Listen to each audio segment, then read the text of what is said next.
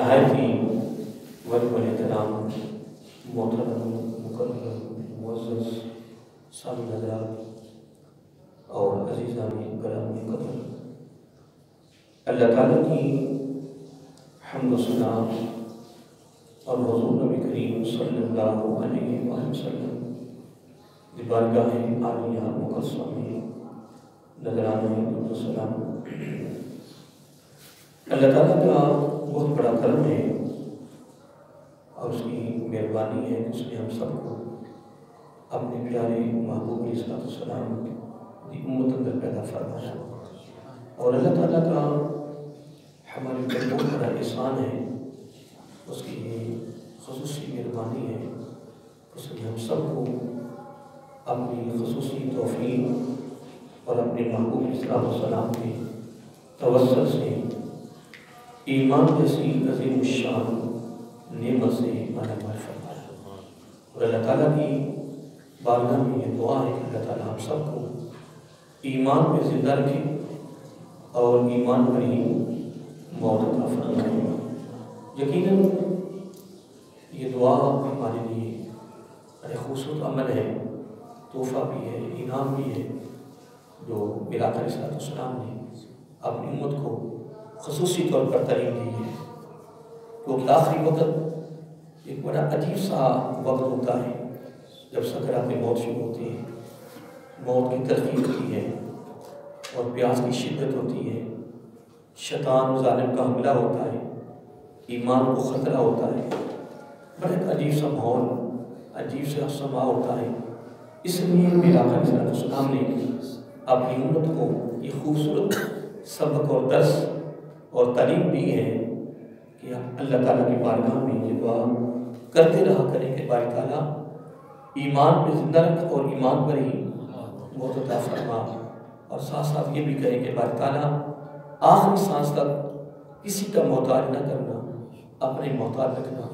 اور یقیناً 3 مرتبہ ایسے موقع آئے ہیں کہ بزرگ 2 دن ابھی بیمار نہیں ہوئے تو گھر والے کہتے ہیں کہ پردہ پڑ جائے، 1 دن یا 2 دن خدمت کرنا مشکل ہو جاتی ہے۔ اس لیے میرے پیارے علی رضی اللہ تعالیٰ فرماتی ہیں کہ 3 موقعوں پر 3 رشتے جو ہے نا وہ پہچانے جاتے ہیں۔ کیا 3 موقعوں پر 3 رشتے جو ہے نا وہ پہچانے جاتے ہیں، ان کی وہ بے نقاب ہو جاتے ہیں۔ یعنی غربت میں بیوی، اس کی اصل میں غربت میں ہی اس کی پہچان ہوتی ہے۔ ساری زندگی آپ نے اپنی شریک حیات اور اپنی بیوی صاحبہ کو تکلیف نہیں آنے دی، ہر قسم کی سہولت یعنی اس کو دی ہے، اور پوری زندگی خوبصورت زندگی اس نے بسر کی ہے دنیا کی ہر نعمت کے حوالے سے۔ لیکن اگر آپ دل کا ایام نداولها بین الناس، اگر دل گردش کیے ہیں، تنگی آ گئی ہے، کوئی مشکل آ گئی ہے، تو وہ حضرت علی فرماتے کہ آپ بھی تو اس کا پتہ چلنا ہے کہ وہ آپ کے ساتھ کس طرح رہتے ہیں۔ غربت میں بیوی اصل میں پہچانی جاتی ہے، اور پھر فرمایا کہ جب والدین بڑھاپے میں چلے جائیں، بوڑھے ہو جائیں یا بیمار ہو جائیں، تو پھر اولاد کی پہچان ہوتی ہے، پھر پتہ چلتا ہے کہ یہ خدمت کرتے ہیں، یا جب تک والدین اپنے پاؤں پہ چل رہے ہیں نا، کما رہے ہیں، چل رہے ہیں، پھر رہے ہیں، اب یہ خدمت نہیں ہے۔ کیا جو اولاد ان کی بارگاہ پیش کرتی ہے خدمت نہیں ہے، یہ اس کے حقوق ہیں، اس کی ذمہ داری ہے۔ فرمایا ذمہ داری تو ان کے بیمار ہونے پر بھی ہے، ان کے بڑھاپے پر بھی ہے، ذمہ داری ہے، لیکن وہاں ذمہ داری بھی ہے اور وہاں خدمت بھی ہے۔ خدمت کا پتہ چلنا ہے جب وہ اس کے والدین میں وہ بڑھاپے میں چلے جائیں۔ کس میں؟ بڑھاپے میں۔ جب بڑھاپے میں ہوں گے اور بالکل ضعیف العمر ہو جائیں گے اور یا بیمار ہو جائیں، تو حضرت علی فرماتے رضی اللہ تعالیٰ عنہ آپ بھی تو پتہ کرنا ہے کہ وہ کتنی خدمت کرتا ہے۔ اور یقیناً اس موقع پر پھر بڑے بڑے لوگ رہ جاتے ہیں، نہیں کر سکتے، نہیں پا سکتے، لیکن میں نے اس کی فضیلت میں جو پڑھا ہے نا کہ جب والدین بڑھاپے میں چلے جائیں یا بیمار ہو جائیں یعنی جب اس کی خدمت کرتا ہے نا اپنے والدین کی، کیا کرتا ہے؟ خدمت کرتا ہے، تو وہ اگر خدمت کر رہا ہوتا ہے اس کے اپنے گناہ ختم ہو رہے ہوتے ہیں، گناہ جھڑ رہے ہوتے ہیں، پھر اس کے رزق میں برکت آ رہی ہوتی ہے، اس کی عمر میں برکت آ رہی ہوتی ہے، اس کے گھر میں برکت آ رہی ہوتی ہے۔ اس لیے امیر المومنین حضرت علی شیر خدا حیدر قرار رضی اللہ تعالی عنہ نے کتنی خوبصورت بات فرمائی ہے کہ جب والدین بڑھاپے میں چلے گئے یا والدین بیمار ہو گئے، کما نہیں سکتے ہیں، چل نہیں سکتے ہیں، فرمایا اب بھی تو اولاد کا پتہ کرنا ہے کہ وہ اپنے والدین کی خدمت کرتے ہیں یا نہیں کرتے۔ اس لیے حضرت علی کا قول ہے رضی اللہ تعالیٰ عنہ کہ غربت میں بیوی پر پردہ ہٹ جاتا ہے، اور بڑھاپے میں اور بیماری کی حالت میں اولاد سے پردہ ہٹ جاتا ہے۔ اور تیسرا جملہ، مصیبت میں پریشانی میں جو دوست ہوتا ہے اس کا پتہ چل جاتا ہے، اس کا نہ کہو۔ دیکھیے جب تک مصیبت نہیں ہے، کوئی پریشانی نہیں ہے، کوئی الجھن نہیں ہے، کوئی تنگی نہیں ہے، مال کی فراوانی ہے، دولت کی فراوانی ہے، فراخی ہے، اس وقت تو نہیں نا پتہ چلنا، پتہ تو چلنا یہ ہے۔ میں ایک واقعہ پڑھ رہا تھا کہ ایک دوست کے پاس گیا، لیکن میں بیان کر رہا ہوں نا، بیان کر کے آیا ہوں، کر رہا ہوں، لیکن اگر حقیقت میں دیکھا جائے نا تو میرا اپنا ضمیر مجھے جھنجھوڑتا ہے۔ آپ نے تو جو سننا وہ سنیں گے نا، میرا ضمیر مجھے جھنجھوڑتا ہے کہ یار ہم کتنے عمل جو ہمارے ہیں جو شریعت سے ہٹ کے ہو رہے ہیں۔ کھانا کھاتے وقت اگر ہم چار خانوں بیٹھ کے کھانا کھاتے ہیں، یعنی چوکڑی مار کے جس طرح بیٹھے ہیں، تو وہاں بھی ضمیر جھنجھوڑتا ہے کہ لوگوں کو بتاتے ہو اٹھنا کھڑا کر کے کھانا سنت ہے، اب کیا ہو رہا ہے؟ یہ نہ کہو، اگر ضمیر جاگتا ہو، بیدار ہونا، تو وہ تمہاری قدم قدم پہ رہنمائی کرتا ہے، وہ تمہیں آگاہ کرتا ہے۔ باقی سستی تیری ہے، قاہلی تیری ہے، دوری تیری ہے دین سے کہ تو اس پر عمل کرتا ہے یا نہیں کرتا۔ لیکن ضمیر جاگتا ہو، بیدار ہو، تو وہ کیا ہر عمل، ہر فعل، ہر ادا اور ہر قدم پر وہ آگاہ کرتا ہے، رہنمائی کرتا ہے، وہ بتاتا ہے کہ تو نے یہاں یہ غلطی کی ہے، تو نے یہاں یہ غلطی کی، وہ بتاتا رہتا ہے، ساتھ آگاہ کرتا رہتا ہے اس کو۔ لیکن بہرحال میں ایک بات کر رہا تھا کہ دوست نا ملنے گیا اور اس کو کہتا کہ یار مجھے نا کچھ پیسوں کی ضرورت ہے۔ اس کے بعد جتنی رقم تھی نا ساری اٹھا کے دے دی، جتنی تھی ساری اٹھا کے دے دی۔ اب جب وہ چلا گیا تو اس نے رونا شروع کر دیا۔ اب وہ رو رہا ہے تو بیوی کہنے لگی کہ جب آپ نے دے کر رونا ہی تھا تو دیا کیوں؟ اور پھر اگر آپ اس طرح کرتے کہ جو اس کی ضرورت تھی اس کی پوری کر دیتے، اس کے بعد جتنے کم تو کچھ اپنی ضرورت کے لیے رکھ لیتے، کچھ اپنی کیا ضرورت کے لیے رکھ لیتے۔ اب ساری رقم ہی اٹھا کے دے دی، اب رو رہے ہیں۔ اللہ اکبر۔ بیوی کے بار بار اصرار کرنے پر، میں نے وہ نہ بولا، لیکن اس کی بار بار اصرار کرنے پر، پوچھنے پر، پھر اس نے جب جواب دیا، اس نے کہا یار رقم دینے کے بعد، رقم دینے کے بعد، ساری دولت دینے کے بعد، ساری دولت دینے کے بعد، بات یہ نہیں ہے کہ مجھے افسوس ہے اور میں افسوس پر رو رہا ہوں۔ رونا مجھے، اب جملہ بڑا سننے والا ہے کہ رونا مجھے اس لیے آ رہا ہے کہ وہ میرا دوست تھا، وہ میرا بھائی تھا، تو مجھے اس کی مصیبت کا پتہ کیوں نہیں چلا؟ اندازہ لگائیں کہ لوگوں کے کہاں تک ذہن ہے، کہاں تک ان کی ذہنی کیفیت ہے، کہاں تک ان کے خیالات اور نظریات ہیں۔ اگر ایک دوست اپنے دوست کی اس ضرورت پر یا مصیبت پر یا پریشانی پر وہ رو رہا ہے، افسوس کر رہا ہے، اور اپنی بیوی کہہ رہا ہے کہ بات یہ نہیں ہے کہ میں ساری رقم دے کر میں رو رہا ہوں، افسوس کر رہا ہوں، رونا مجھے اس چیز پہ نہیں آ رہا کہ میں نے ساری رقم اس کو دے دی ہے، رونا تو اس پر مجھے آ رہا ہے کہ میں اس کا دوست تھا، بھائی تھا، تعلقات تھے، اٹھنا بیٹھنا تھا، پیار تھا، محبت تھی، تعلق تھا، یار مجھے پتا کیوں نہیں چلا کہ میرا بھائی مصیبت میں۔ کمال یہ ہوتا کہ میں اس کے آنے سے پہلے اس کے گھر رقم دے گیا تھا، لیکن یہاں تک عذاب پہنچنا میرے خیال میں بہت مشکل ہے، بہت مشکل۔ ہاں ایسا نہیں بھی کہا جا سکتا، بڑے بڑے لوگ ایسے ہیں، بڑے بڑے لوگ ایسے ہیں کہ جو اس کام پہ چل رہے ہیں، اور انہی کی وجہ سے ہم چل رہے ہیں، انہی کی برکت کی وجہ سے ہم چل رہے ہیں۔ وغیرہ جو حالات اس وقت، جو حالات دنیا میں پیدا ہو چکی ہیں، میرے خیال میں قیامت آ جائے، نفس نفسی کا عالم یاد طرف، اور ہر طرف اپنی بڑی وہ کیسے اپنی؟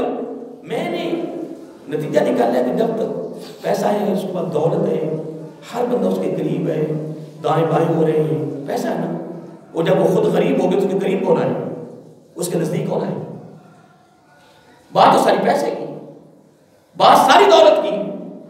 اس بعد دولت ہے جناب، وہ سارا ہر بندہ اس کے قریب جا رہا ہے. جب دولت ختم ہو گئی وہ لوگ قریب چھوڑ جاتے ہیں. حالات دنیا میں یہ پیدا ہو چکے ہیں. لیکن قربان جائیں، اللہ تعالیٰ نے جو ہمیں قرآن مجید میں تعلیم دی ہے، جو میرا آقا علیہ السلام نے اپنی زبانی نبوت سے تعلیم دی ہے، اور جو صحابہ کرام کی زندگی اور سیرت اور کردار سے اور تابعین تبع تابعین کی زندگی سے جو ہمیں سبق، جو ہمیں درس مل رہا ہے، وہ ملے ہیں. لیکن کون تباہی اس لیے ہو رہی ہے کہ ہم نے توجہ نہیں کی ہے، ہم نے اس پر غور نہیں کیا ہے کہ یا فلاں کی زندگی کیسی ہے.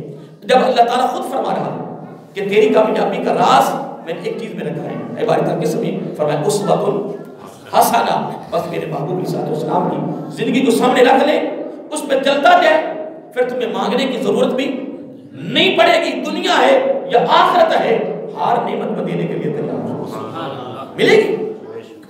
اگر مسلمان کہہ رہا ہے کہ میں ناکام ہو رہا ہوں، میں ناکام ہو گیا، نہیں. اگر تو ناکام ہوا ہے تو قرآن سے دور ہو گیا، تیری قرآن سے دوری ہے. اگر تو قرآن کے قریب ہوتا، خدا کی قسم کبھی بھی یہ مسئلہ نہ بنتا. مسئلہ بنے اس لیے ہم قرآن سے دور ہیں. آئیے محترم، میں اس موضوع میں گفتگو کر رہا ہوں، میں یہ تھوڑا سا مفہوم پیش کر کے پھر میں آقا کی حدیث کی طرف رجوع کرنا چاہتا ہوں. اللہ تعالیٰ نے وہاں بڑی پیاری بات فرمائی ہے، اے میرے محبوب صلی اللہ علیہ وآلہ وسلم، یہ نرمی، یہ پیار، یہ انس، یہ خدمت، یہ خیر خواہی، پتہ کس کی برکت ہے؟ بارے تعالیٰ کس کی برکت ہے؟ فرمایا رحمت من اللہ، یہ تیری اللہ کی رحمت کی برکت ہے. اللہ تعالیٰ کی رحمت کی برکت ہے جس کی وجہ سے لن لہم، تیرے دل میں نرمی پیدا ہو گئی. اتنی بات کرنے کے بعد اللہ تعالیٰ فرما رہا ہے وَلَوْ كُنْتُ فَظًّا غَلِيظَ الْقَلْبِ، اگر مزاج سخت رہتا اور دل بھی سخت رہتا تو پھر کسی نے قریب نہیں آنا تھا، بلکہ اس کا نقصان بھی ہوتا کہ لَنْفَضُّوا مِنْ حَوْلِكَ، اور کہتے ہیں کہ تو نبھا کو لَنْفَضُّوا کہتے ہیں منتشر ہو جانا، دور ہو جانا، بھاگ جانا.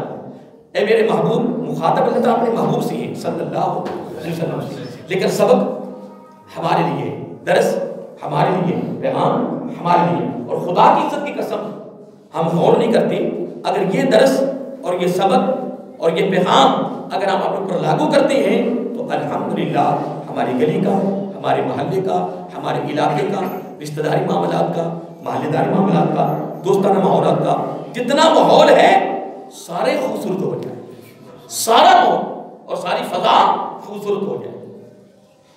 کس وجہ سے؟ جو رب نے ہمیں یہاں پیغام دیا ہے.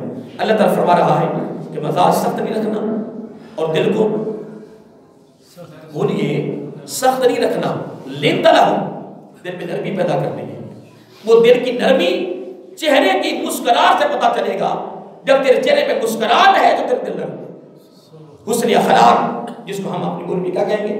حسن اخلاق. جتنی عبادت ہے نا، جتنی بھی عبادت ہے، حسن اخلاق کو عبادت کبھی بھی پورا نہیں کر سکتی. کس کو؟ اس کی کمی کو. یہ ایک بات اپنے دل کی تختے میں لکھ لو. جتنی عبادت کرو، حتیٰ کہ تم عبادت کی حدیں بھی توڑ جائیں، لیکن حسن اخلاق کی کمی کبھی عبادت پورا نہیں کر سکتی. ہاں، حسن اخلاق ایک ایسی دولت ہے، حسن اخلاق ایک ایسا عمل ہے، حسن اخلاق ایسی ادا اور ایسا فعل ہے، قربان جائیں جتنی عبادت کی کمی ہوگی حسن اخلاق پوری کرو. اور اگر بخشش کا کوئی ذریعہ، بخشش کا کوئی سبب، کوئی راستہ ہے تو وہ بھی حسن اخلاق ہے. لیکن حسن اخلاق کب آئے گا؟ یہ بھی ایک ماسٹر میں جب بندہ اپنے کو ختم کر دیتا ہے. میں کچھ بھی نہیں، میں ابھی ہم آ رہے تھے بنا کے تو نوجوان ہم قریب سے گزرے تو اس طرح گزرے کہ وہ میرا جو ساتھی موٹر سائیکل آ رہا تھا وہ ڈر کے خوف کھا. تو میں نے کہا بات یہ نہیں ہے، بات ہے کہ وہ نوجوان جوانی کا عالم ہے، طاقت ہے، قوت ہے، صحت ہے، ٹھیک ہے نا جی. تو یہ انسان کو تباہ کرتی ہے. در جوانی توبہ کر شیبہ بھی اور یہ سب نہیں فرمایا گیا. جوانی بھی ہو، طاقت بھی ہو، قوت بھی ہو، پیسہ بھی ہو، تنہائی بھی ہو، پھر گناہ کا جناب سارا کچھ اس کے پاس ہو، تو پھر کہے اللہ دیکھ رہا ہے. تو پھر میرا آقا صلی اللہ علیہ وسلم نے کیا فرمایا؟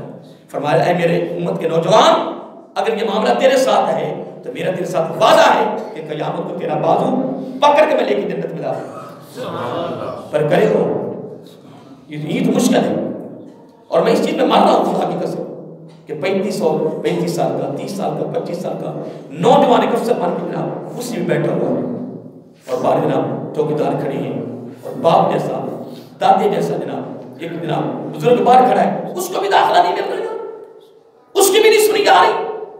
تو میں کوئی بات نہیں، نہ سنو.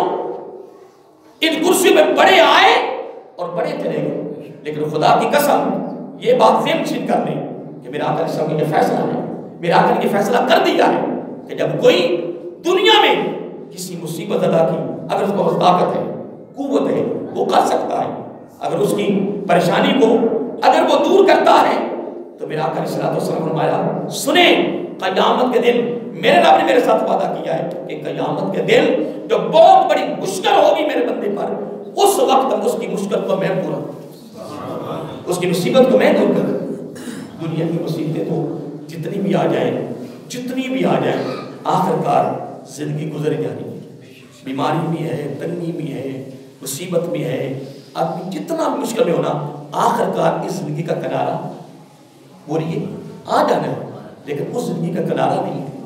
یہ یاد رکھنا، وہ طویل زندگی ہے. کیا ہے؟ طویل زندگی. آئیے محترم، میں ایک بات کر رہا تھا. اللہ تعالیٰ فرماتا کہ میرے محبوب صلی اللہ علیہ وآلہ وسلم اگر یہ ایسا ہو جائے معاملہ کون سا کہ دل بھی سخت ہو، غلیظ القلب ہو، اور ان کا فضل مزاج بھی سخت ہو، تو میرا آقا علیہ السلام پھر اپنے مخاطبوں کے فرمایا، اور آپ سے مخاطب ہے، اس کا نقصان سب سے بڑا یہ ہوگا کہ لنفد من حولک، جو گرد و نواح میں بیٹھنے والے نا وہ بھی چلے جائیں گے، بھاگ جائیں گے، دور ہو جائیں گے. دیکھیے کمال یہ نہیں ہے کہ ہمارے مرنے کے بعد لوگ کہیں کہ بڑا ہاں اگر کوئی جان بوجھ کے کرتا ہے کوئی کہنے کی بات ہے. رب تو دیکھ رہا ہے نا، رب کو تو پتہ چل رہا ہے نا کہ میرے بندے کی زندگی کیسی ہے، میرے بندے کا بندوں کے ساتھ یعنی کیا کہتے ہیں رویہ کیسا ہے، ملنا جلنا کیسا ہے، وہ رب کو سارا پتہ ہے. اگر کوئی جان بوجھ کے کرتا ہے وہ ایک علیحدہ شبہ ہے، الزام لگا دینا، تہمت لگا دینا، وہ ایک علیحدہ شبہ ہے.